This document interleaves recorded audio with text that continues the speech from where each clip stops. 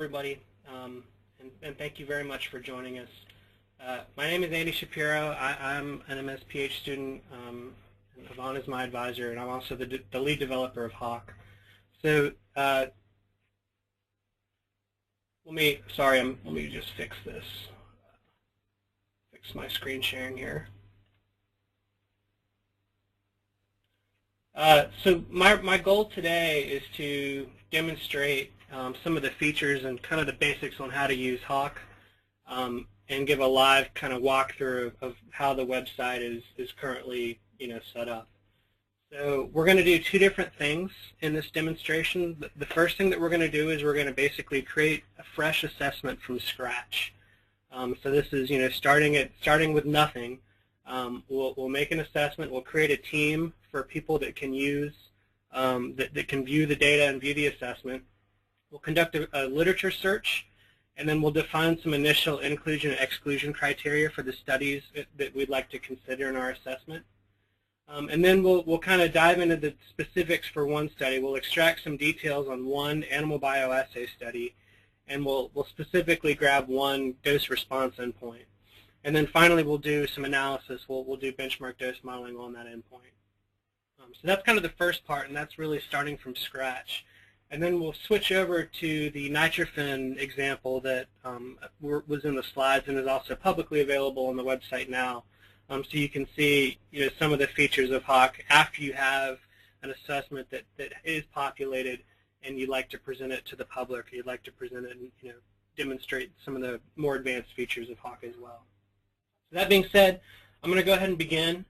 So I will log in to my HAWC.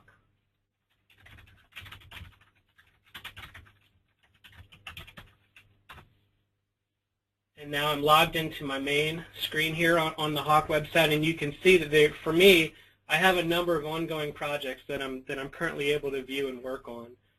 So there's a number of projects that I'm managing, and then there's a number of projects that I'm a team member on. But what I'm going to do is I'm going to create a new assessment. And what this is going to allow us to do now, so we're going to create a new assessment from scratch. So just to start at the very beginning, I'm going to go ahead and just start populating some information here. So for our example assessment, I'm just going to use diethyl hexylphthalate, or DEHP, and I'll just call it its more common name here for our assessment.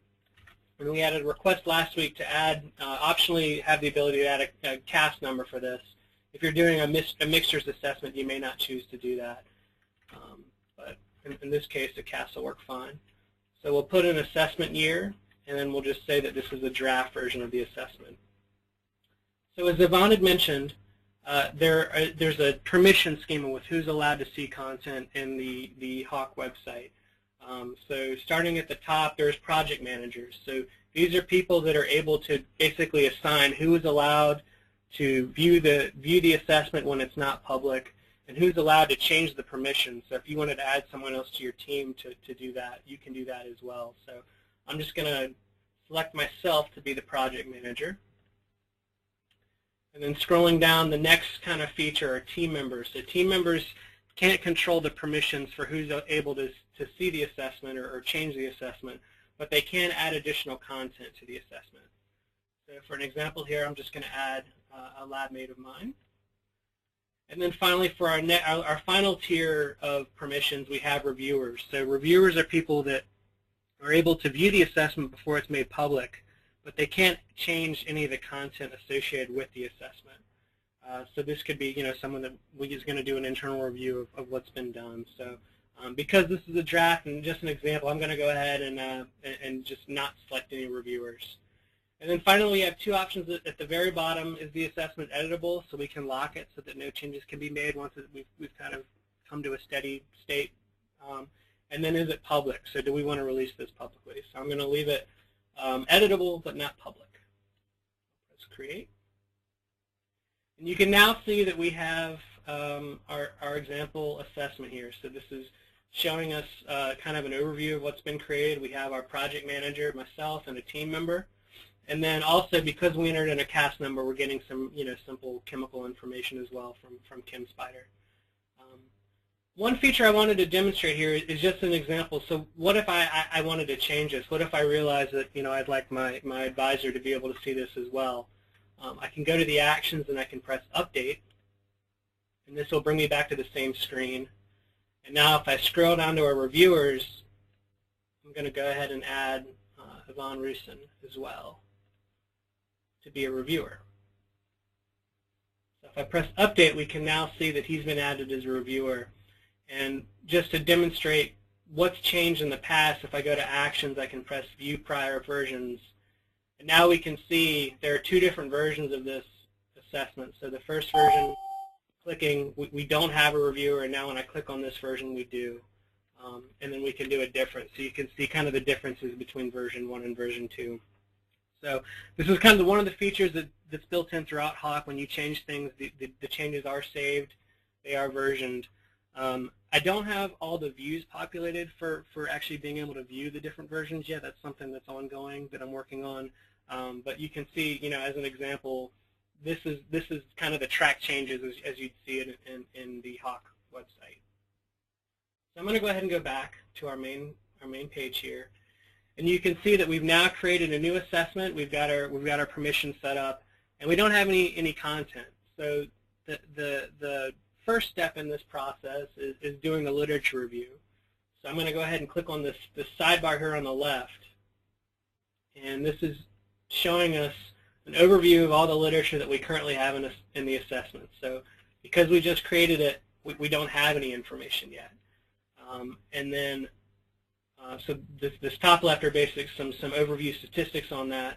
The right are some tags. I'll go into more detail on this later for how we tag studies for inclusion and exclusion. And then we don't have any literature searches here. So as an example, I'm going to create a new literature search. And right now, the only source that we have populated to be able to do a literature search is PubMed. In the future, we could add new sources if that's a need for people, but this was just quick and easy to do. So we're going to go ahead and search PubMed, and I have a Word document here with a description of a search that I'd like to use. So because we're doing DEHP, we're going to search specifically for peroxisome proliferation in the liver of rodents. So we're just going to come up with a title so that we know what this refers to in the future. Then I can add some description text, which is going to describe what we're searching for. And I do want to point out that this example came from a paper. This is from Mary Cushman et al., 2013. It's a systematic approach for identifying and presenting mechanistic evidence in human health assessments. So this search query came from this study. So if you'd like to look at that, please take a look. There's a lot more information on how to present the results from a literature search in there.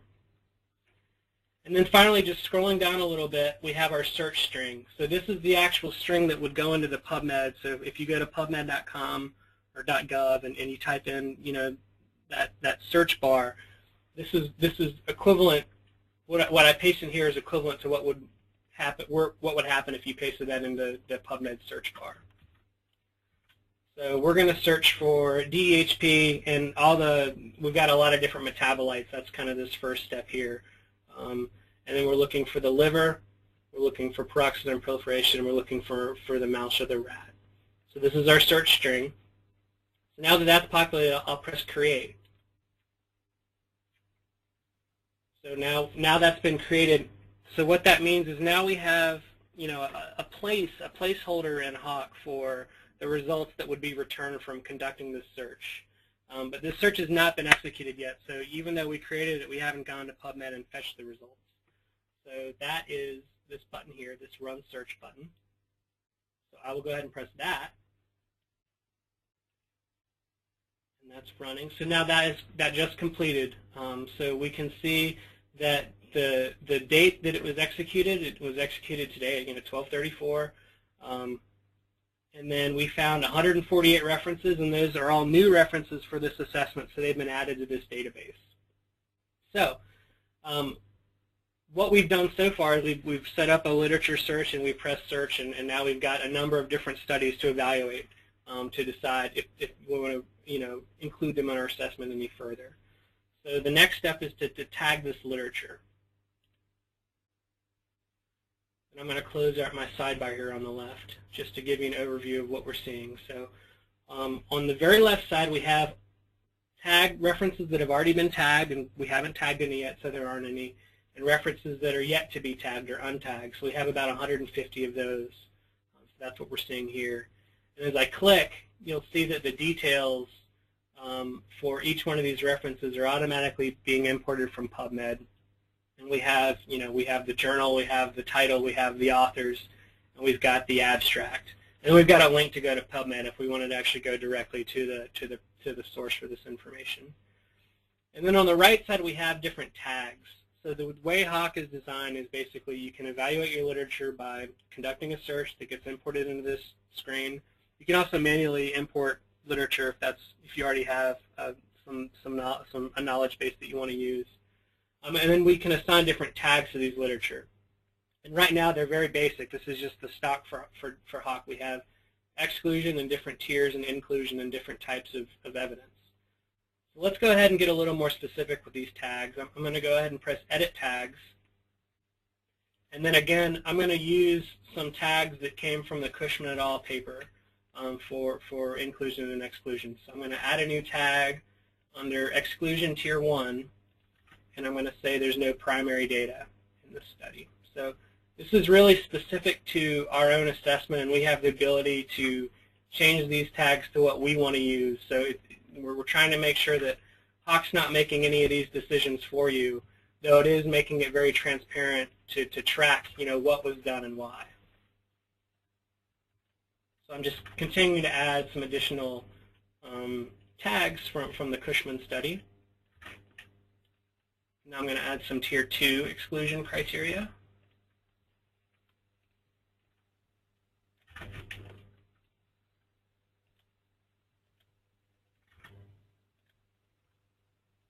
Add a few more.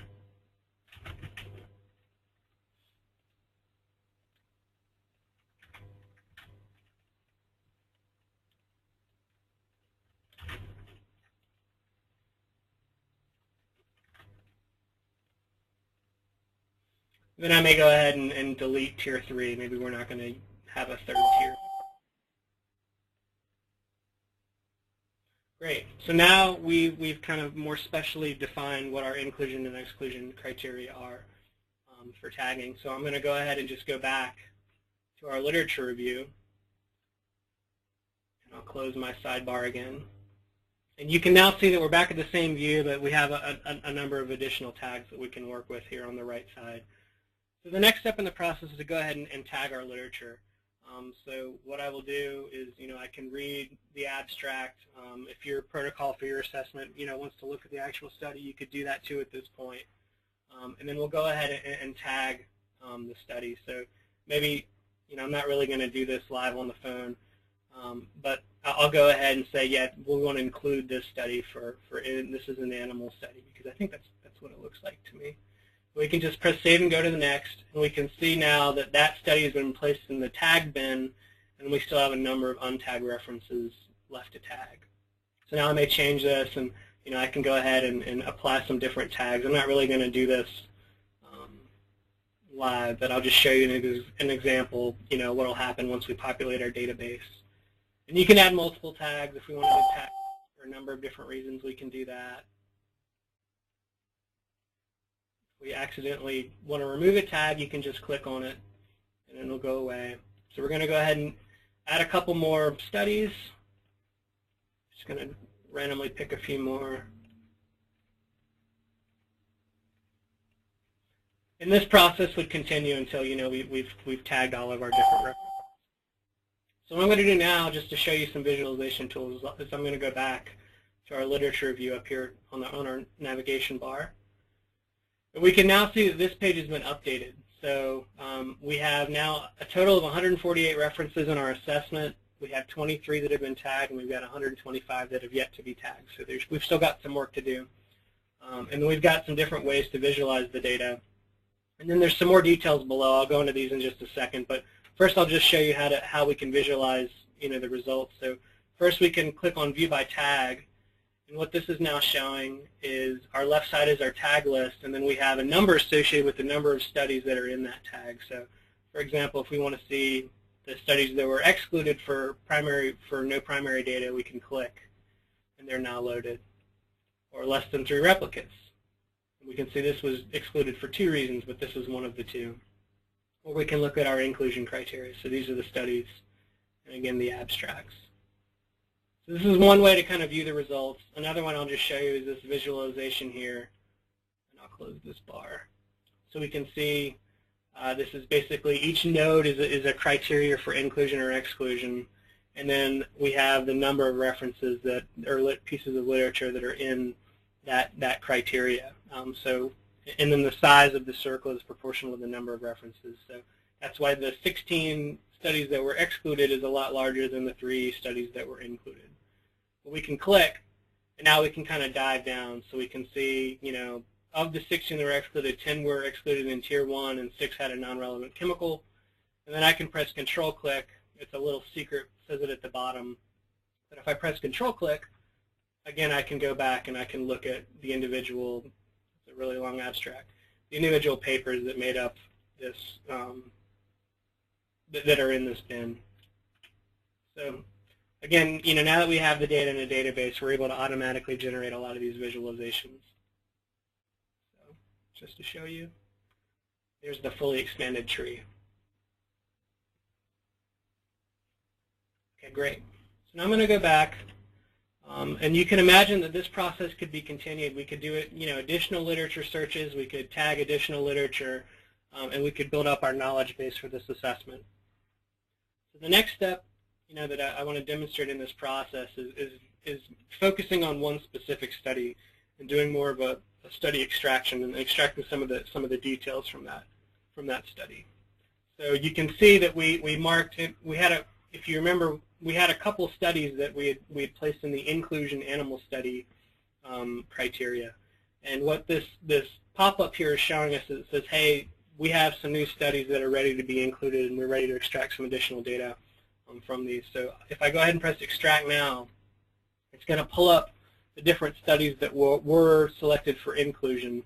And now we're going to go ahead and we can add some additional information to them. So I'm going to go ahead and select that first study.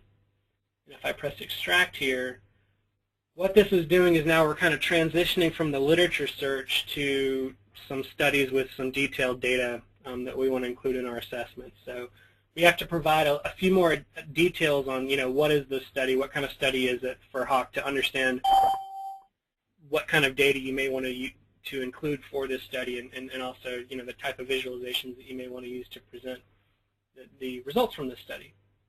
So in this example, we're going to say that this is an animal bioassay study, and it pulls from PubMed a short citation name. We can change that if we don't like, the default, so we could call it David et al. And then we've got the full citation that came, again, from PubMed automatically. We can clean that up if we want to. And then we have some additional information that we can add. So if we want to add some details on conflict of interest, we can do that. If we wanted to talk about the funding source, we can do that here. And then we have the ability to add summary text as well. So if you choose to add summary text for these assessments, you can do that. And just as an example, I will say example summary text. And I wanted to just demonstrate that we can have, a list of items. So when we present this list of the items, when we present this later, we can take advantage of kind of the, a formatted set of text rather than just raw text. So if I press Create,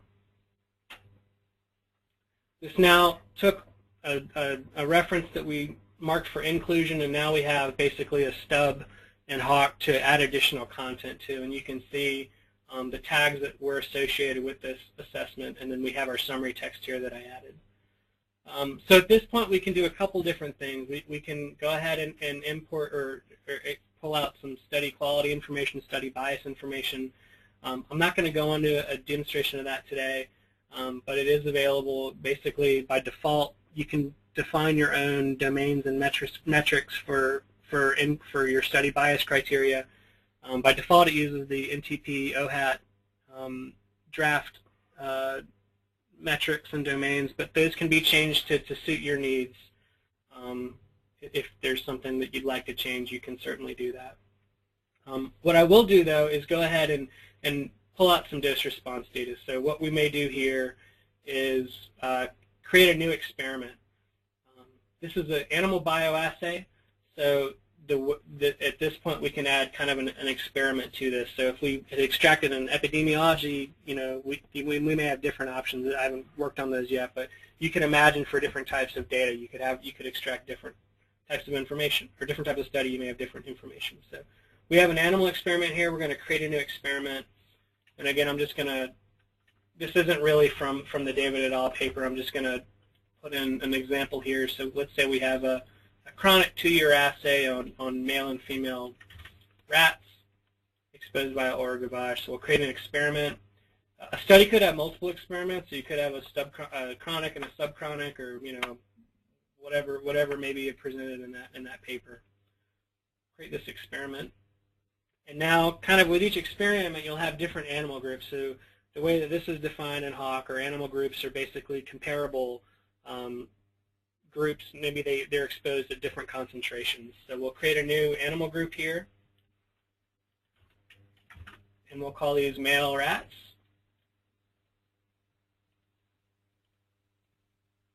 We have 4 dose groups and no siblings. And then we can define a dosing regime. So we'll have an oral gavage. We can add a description as well. And then finally down below we can have some dose groups. So we select our dose units. And these are pre-populated from last week's webinar, but we have dose units now. We can press Create Animal Group. Okay, so now we have a study, we have an experiment, and we have one animal group associated with that. Kind of the next step that we can now include are creating an endpoint. So this is, associated with these dose groups, we can have a phenotype associated with these. So we'll create a new one from summary data. And now we can enter in a specific endpoint. So here's our name, response unit. This is some dichotomous data, so we'll say it's the fraction affected. Set no AL and a low AL at 60. And you can see our chart here on the right is being updated as we add information. And then, for example, now we'll add our dose response data.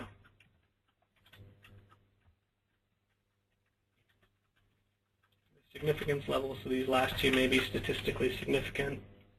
Now if we scroll back up to our endpoint at the top, this chart has now been automatically populated with our dose response data. So it's a quick way to make sure that you're not doing something that's completely unreasonable. Now I press Create, and now our dose response data and our endpoint has been created. And we automatically get this summary table that talks about the low AL that we selected, and then just the other information associated with the endpoint.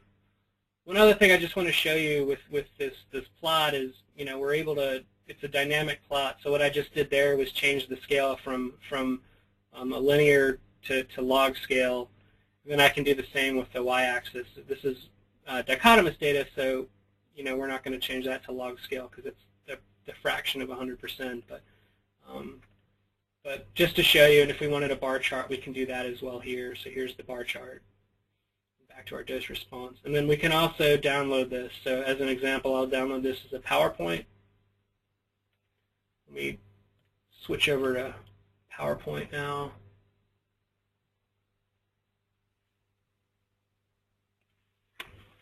This is downloading.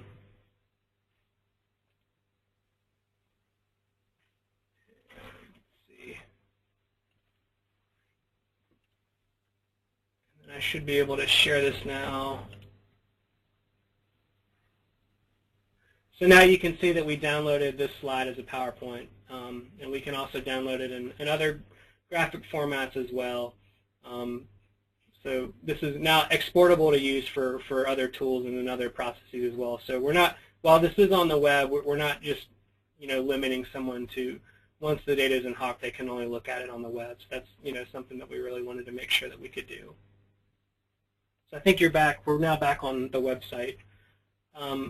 So the last thing I just wanted to show you is doing some additional analysis. So now we've got this disk response data set. Let's do some BMD modeling on it. So if we just press create here, what this has now done is it's taken that disk response data set that we added. It has that summary table of it here, and we have a custom build of the BMDS software. This is version 2.4, or it's based off of EPA's official BMDS software 2.4. We had to do we had to recompile it, just basically kind of the difference between Macs and Windows. We had to get it to run on our server. So it's not the exact same version, and there's some very small numerical differences. They're generally exactly the same. Sometimes the differences are less than 1%. So that's just something to be aware of. I just wanted to let everybody know about that. But all the outputs are clearly marked that we're using the HAWC BMDS version. But just to show you kind of an example of this the BMDS interface, so we have our inputs here. We have basically the default dichotomous models down below. And if we wanted to change some settings, we can press edit. So by default, they're using kind of the standards in BMDS. But we do have the ability to change any of the options that are built into BMDS. We've got different parameters. We can drop a dose. If we wanted to, for example, run this polynomial instead of with 3 degrees of freedom, we could run it with 1. We're able to do that. And then any of the settings that are different are tracked here in this settings bar. So it's quick and easy to see what's changed. And then also we have different BMRs. So if we wanted to run multiple BMRs, we can do that as well. But I'm going to go ahead and press run.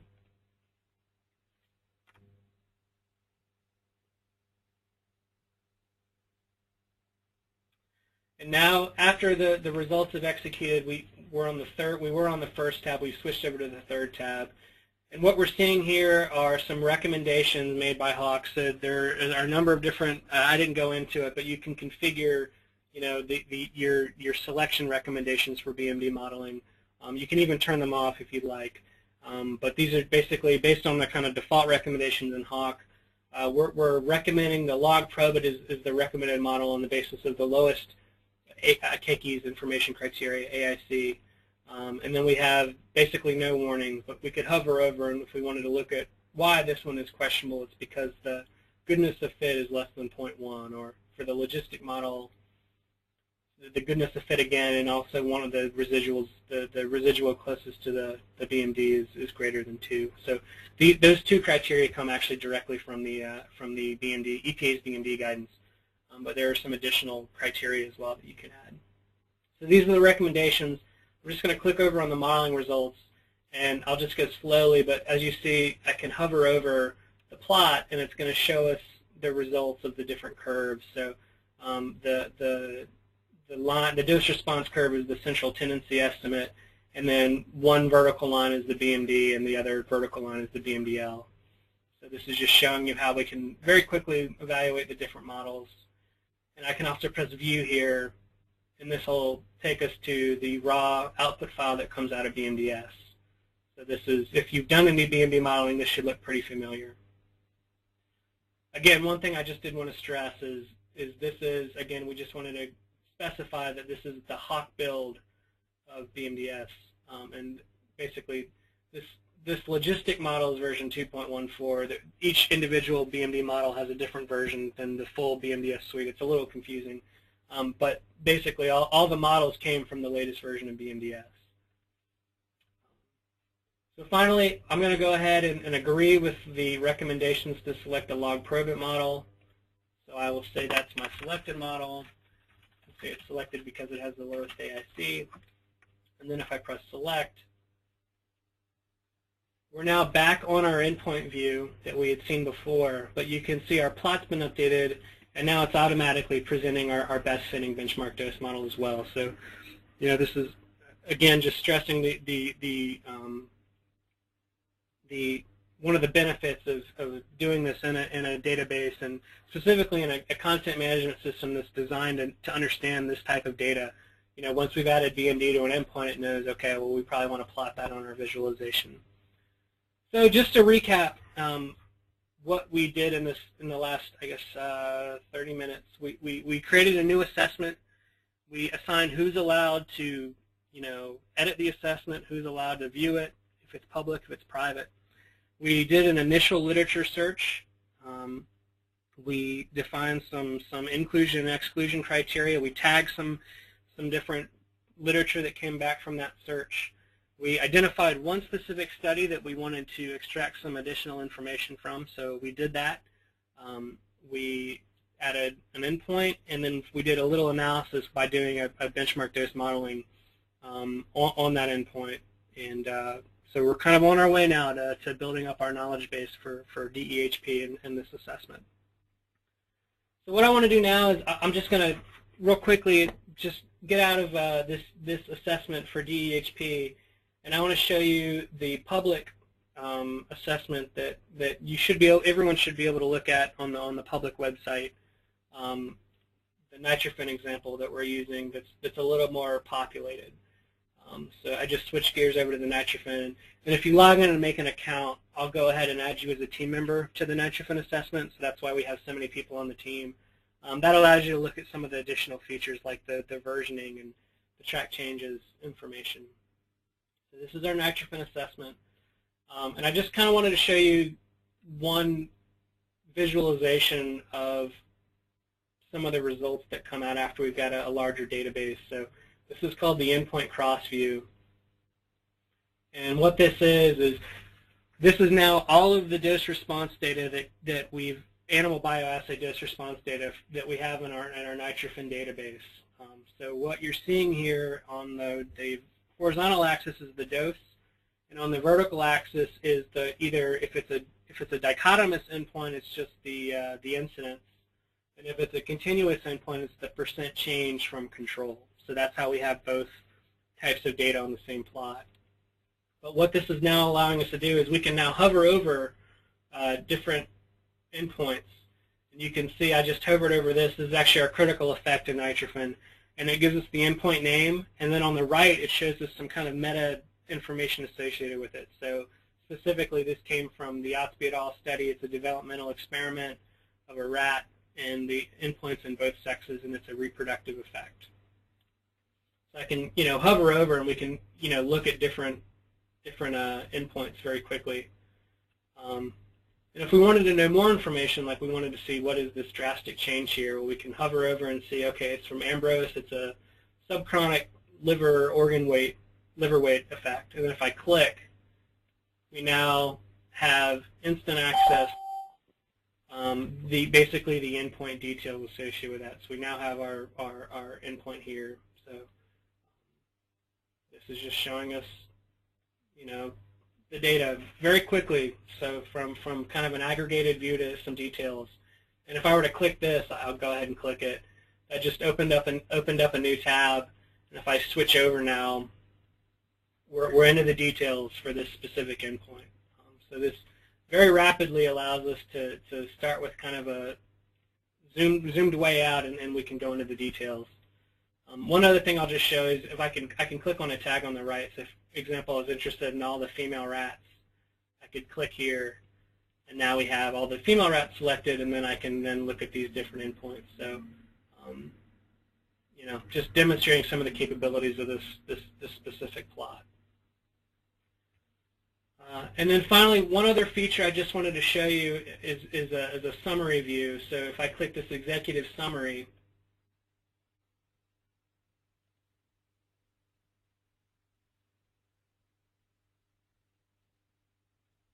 looks like it's loading.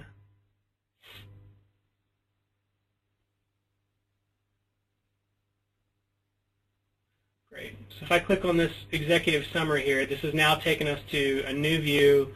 And this is the summary text slide that Yvonne had mentioned in the PowerPoint. Basically, this is now allowing us to add our own text to describe some of the key results from this assessment. So at the top, we have kind of the introduction. A lot of this text is borrowed from the actual nitrofen assessment, though it has been changed. And then you can see that we can insert some kind of dynamic plots here. So this is something I'm not going to go into as much detail with, but this is another visualization you can create that we're calling the data pivot that's based off of the NTP's OHAT program has a standalone piece of software called the metadata viewer that allows you to upload a file and basically decide which rows and columns you want to filter and present.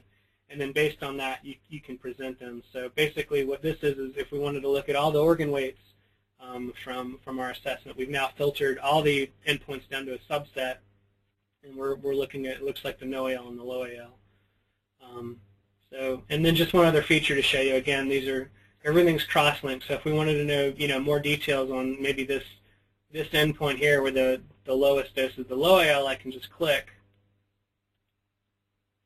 And now we have, again, our endpoint plot here. So, or for example, this is, if I click on the study, it may show study quality information. And again, this is from an EPA assessment, so they didn't do that in the assessment. So we have a caveat here that this is just shown for demonstration purposes.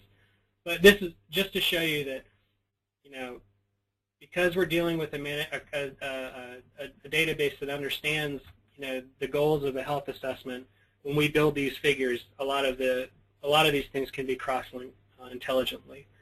So we've got a figure here, and I'll just scroll down. These are the smart tags that we had talked about. So if, for example, we wanted to know more about the chronic RFD, I could click on the diaphragmatic hernia here, and this will show us, again, the dose response plot with our BMD results. I'll just keep scrolling. Everyone's welcome to take a look. This should be available publicly, even without having to log in, if you'd like to look at more details. So that being said, I just wanted to thank everyone for following through with the demo or for watching, both demos, both the creation of an assessment from scratch, and then also kind of looking at some of the summary views and visualizations that can be created once you have an assessment. So thanks a lot. So what we'll do now, there's been a number of questions submitted. I'll just pause screen sharing. Just bear with us for a second.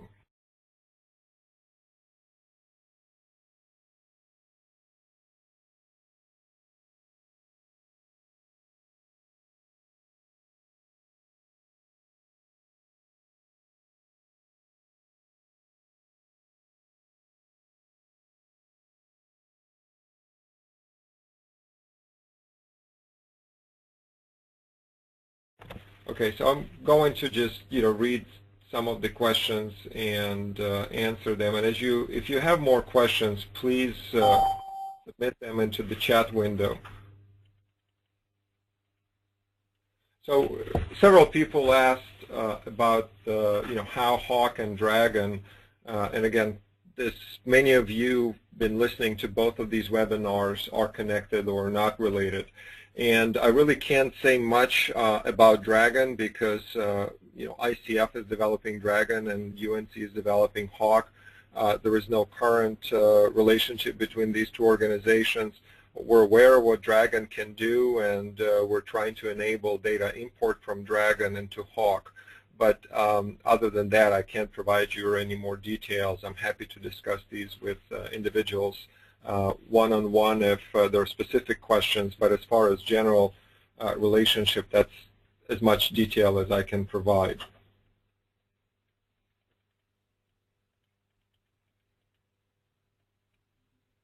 So the other question was about what is the list of chemicals that has been pre-populated. We really are developing the tool itself. We're not really populating it with data. That's what we hope the end users will do for their own purposes. We created one demo assessment that is based on nitrophen PPRTV from a year and a half ago, and our goal again is not to create or put more assessments on this system right now. The other question was, can we store experimental test data in this tool and database as well? And if you were talking about in vitro data, that this is a functionality that we're hoping to add in several weeks or months. So if one looks at the types of data that are available or usually used in the assessment, it's human data, it's animal data, and it's other types of data. So what HAWC has the ability to do right now is for you to enter animal data in. We do not have a data entry page or functionality in HAWC right now for epidemiology, but this is something we're considering adding. And in that same vein, we're thinking of what is the best way to bring in vitro data. We're again talking to a number of advisors and people who are interested in this, and we're still trying to define whether it's an import or the actual direct entry. Probably will be some form of a bring in a flat file type of functionality, but we're still not there yet. Is there a trial version that can be tested for not-for-profit users? It's a difficult question right now. What you have on the public website that you can use, we are not checking who's for-profit, who's non-profit right now. We consulted with the Office of Technology Development at UNC, and they recommended the license agreement that we posted. So if particular non-for-profit organizations would like to start using this, we would welcome you coming to us directly so we can understand what uses or what you have in mind, and then we can discuss how some of the additional functionalities can be added. But right now, we do not have a specific version for other users. I also wanted to mention that right now this sits on a secure server. It's not Amazon government secure server, but it's not a public server either. So it's somewhere in the middle, where the data that you store there has some level of protection, but you really are using it at your own risk at this point. So again, we're happy to answer more detailed questions. If you have them, please send me an email.